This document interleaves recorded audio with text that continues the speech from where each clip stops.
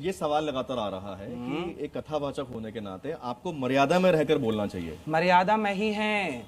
अब आप बताइए, आप मेरे को मर्यादा सिखा रहे हैं, जो भगवान को गलत बोल रहे हैं वो अमर्यादित है कि मैं अमर्यादित हूँ? अब बताइए।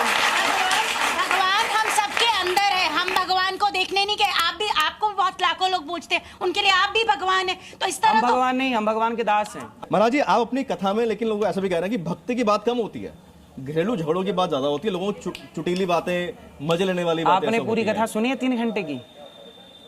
3 घंटे की कथा सुनेंगे तो आपको सब मिलेगा। अब आप केवल 30 सेकंड सुनेंगे तो कुछ नहीं मिलेगा। रील पे क्यों उलझे हैं? रील पे जाइए, कथा सुनिए, 3 घंटे की होती है। आप कथावाचक हैं।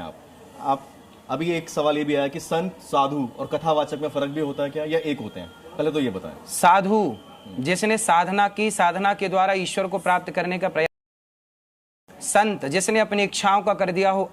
ऋषि जो रिसर्च करते हैं, समाज को नया ज्ञान देते हैं। हमारे विमान बनाए हैं, पुष्पक विमान, कामक विमान, ये रिसर्च ऋषि।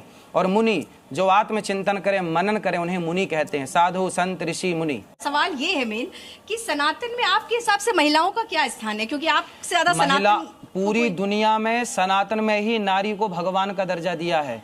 कहीं हिंदुओं के अतिरिक्त किसी समाज, किसी मजहब, पंथ में नारी को भगवान का दर्जा मिला हो तो बताइए। सनातन में ही दुर्गा को भगवान की पदवी मिली है, देवी की पदवी, ये आप मानते हैं? फिर तो मानते क्या है? मंदिर में बैठे हम रोज पूजा करते हैं, उन्हीं की पूजा करके आप बात करते हैं, आप ये भी मैं आपसे जानना चाहती हूँ कि जो 16 संस्कार में एक संस्कार होता है विवाह संस्कार, और वही विवाह संस्कार पवित्र रहे।